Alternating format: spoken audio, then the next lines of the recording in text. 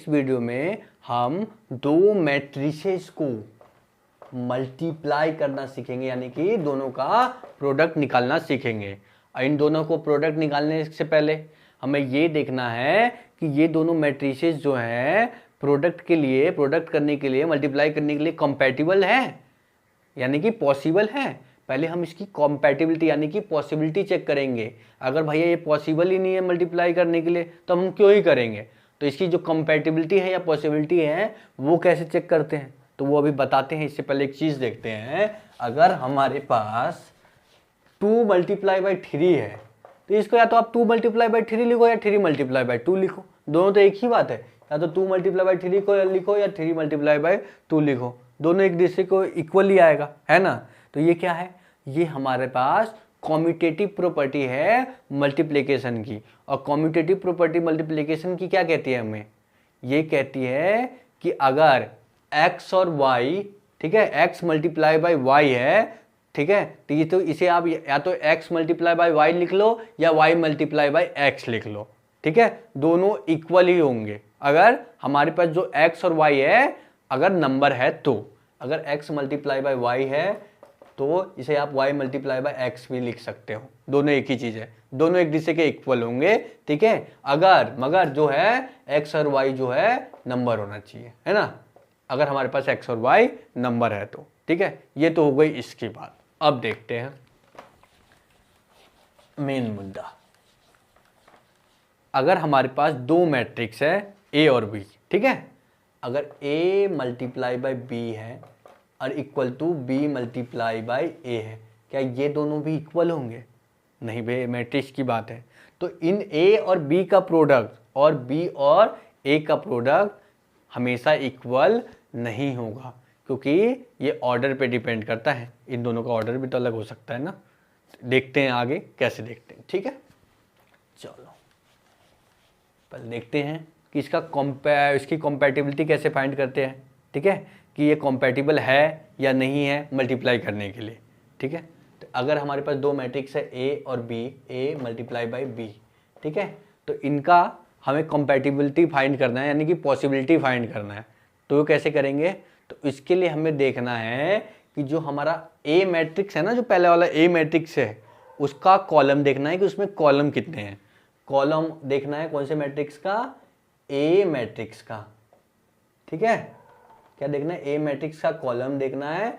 वो जो a matrix का कॉलम है ना, वो हमारे b मैट्रिक्स के रो के इक्वल होना चाहिए। किसके इक्वल होना चाहिए, column of a matrix equal to row of b matrix, यानी कि जितने a मैट्रिक्स में कॉलम है उतने ही b मैट्रिक्स में रो होना चाहिए, तभी कंपैटिबल है, यानी कि तभी हम मल्टीप्लाई कर सकते हैं, तभी पॉसिबल है मल्टीप्लाई करने के लिए, वरना नहीं है। अगर इक्वल होंगे तभी कर सकते हैं। तो column of a matrix equal होना चाहिए row of b matrix. Okay, एक एग्जांपल से समझते हैं। अगर हमारे पास एक मैट्रिक्स है, a मैट्रिक्स है 5 4, ठीक है, मल्टीप्लाई बाय दूसरा मैट्रिक्स b है 6 3, क्या ये कंपैटिबल है मल्टीप्लाई करने के लिए? कंपैटिबल है। तो कंपैटिबल चेक करने के लिए क्या करना है, वहाँ लिखा हुआ है, हमें a मैट्रिक्स का कॉलम देखना है और b मैट्रिक्स का रो देखना है। अगर ये दोनों एक दूसरे के इक्वल है तो भैया हम मल्टीप्लाई कर देंगे, यानी कि ये कंपैटिबल है ना। तो क्या देखना है, a मैट्रिक्स में कितने कॉलम है, कितने कॉलम है, एक ही कॉलम है ना, एक कॉलम है। और b मैट्रिक्स में कितने रो है, इसमें भी तो भैया एक ही रो है, ये दोनों एक दूसरे के इक्वल है ना, इक्वल। तो भैया इसको हम, ये कंपैटिबल है, यानी कि हम इन दोनों मैट्रिक्स का मल्टीप्लाई कर सकते हैं। एक और एग्जांपल लिख लेते हैं।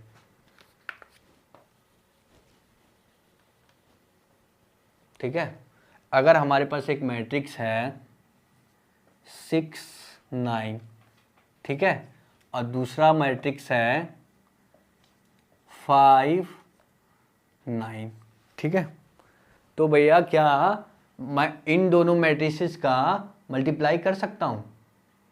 कर सकता हूँ, कंपैटिबल है ये। तो कंपैटिबिलिटी चेक करने के लिए यानी कि पॉसिबिलिटी चेक करने के लिए हमें क्या करना है, पहले हमें जो हमारे पास ए मैट्रिक्स है उसका रो देखना है, ठीक है, रो बोल रहा हूँ सॉरी, उसका कॉलम देखना है, कॉलम देखना है ना, पहले कॉलम देखना है, इसमें कितने कॉलम है, एक कॉलम है, ठीक है। और जो हमारे पास बी मैट्रिक्स है उसका क्या देखना है, उसका रो देखना है, क्या देखना है, रो देखना है। तो उसमें रो कितने हैं, एक दो रो है भैया, एक दो रो है, तो भैया ये तो इक्वल ही नहीं है। तो ये हमारे पास ये जो मैट्रिक्स है, ठीक है, ये मैट्रिसेस जो है ये हमारे पास मैट्रिक्स है, ये कंपैटिबल नहीं है। तो इन दोनों मैट्रिसेस का हम मल्टीप्लाई नहीं कर सकते क्योंकि ये पॉसिबल ही नहीं है, कंपैटिबल ही नहीं है, तो क्यों मल्टीप्लाई करेंगे, है ना। तो ये कंपैटिबल क्योंकि इनका रो और कॉलम, कॉलम और रो इक्वल नहीं है। चलो ठीक है, इसी तरीके से अगर हमारे पास B matrix multiply by A matrix है, ठीक है, तो अब ये बताओ इसमें कैसे फाइंड करेंगे कि ये कंपैटिबल है या नहीं है। तो इसकी कंपैटिबिलिटी फाइंड करने के लिए भी सेम उसी तरीके से करना है। कैसे, तो हमें देखना है जो कॉलम ऑफ बी मैट्रिक्स है ना वो इक्वल होना चाहिए रो ऑफ ए मैट्रिक्स के, ठीक है। जो बी मैट्रिक्स का, बी मैट्रिक्स में जितने कॉलम है ना उतने ही रो होने चाहिए हमारे ए मैट्रिक्स में।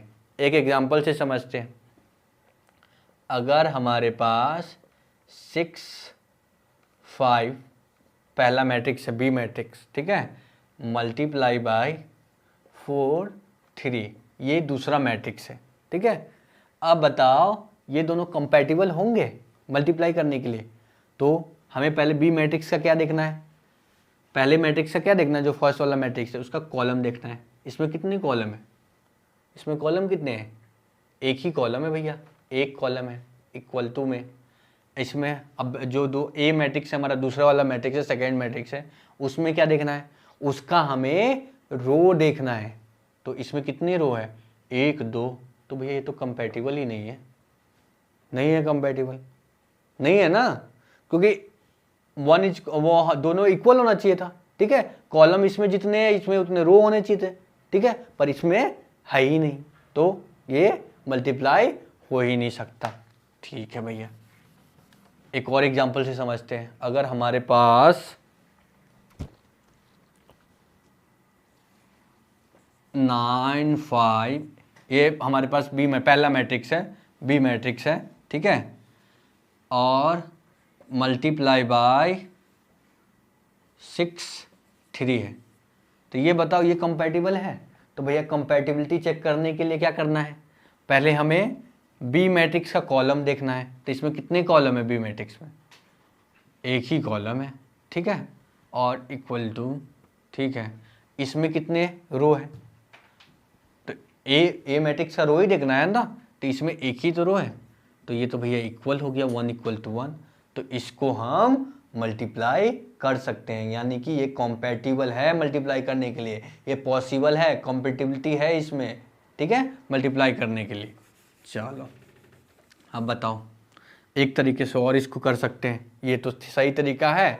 ऑर्डर से कैसे फाइंड करेंगे कि कॉम्पैटिबल है या नहीं है, ऑर्डर से कैसे, ये बताओ। पहले वाले मैट्रिक्स का ये जो ए मैट्रिक्स ये वाला ए मल्टीप्लाई बाय बी है, ठीक है, इसमें जो ए मैट्रिक्स है, ठीक है, इसका कौन सा ऑर्डर है, जो 5 और 4 है, जो पहला ए मैट्रिक्स है इसका ऑर्डर क्या है, इसमें रो कितने, 1 2 रो है, ठीक है भैया, और कॉलम कितने हैं, एक कॉलम है, मल्टीप्लाई बाय 1, ठीक है।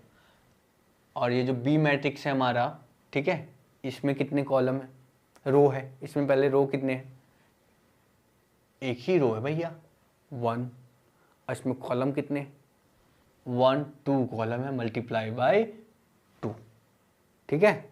इसमें देखते हैं,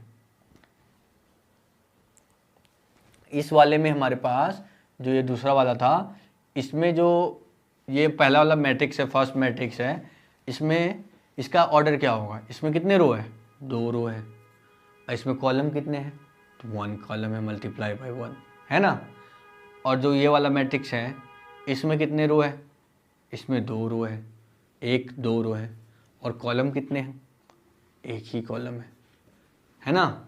अब देखते हैं कंपैटिबिलिटी ऑर्डर से कैसे चेक करते हैं। जो हमारा जो ये सेकेंड वाला है ना, ठीक है, वो हमारे पास इक्वल होना चाहिए इस थर्ड वाले का, ठीक है। जो वो सेकेंड वाला है ना इक्वल होना चाहिए थर्ड वाले का, तो हमारे पास कंपैटिबल होगा, यानी कि उसका मल्टीप्लाई कर सकते हैं। तो ये तो कंपैटिबल है क्योंकि ये दोनों तो इक्वल है भैया, ये दोनों इक्वल है ना, जो सेकेंड वाला है वो थर्ड वाले के इक्वल है ना। तो ये हमारे पास कंपैटिबल है, यानी कि इसका हम मल्टीप्लाई कर सकते हैं। इसी तरीके से इस वाले में देखो, इस वाले में कंपैटिबल है, पंखा चल गया भैया, बंद कर देते हैं।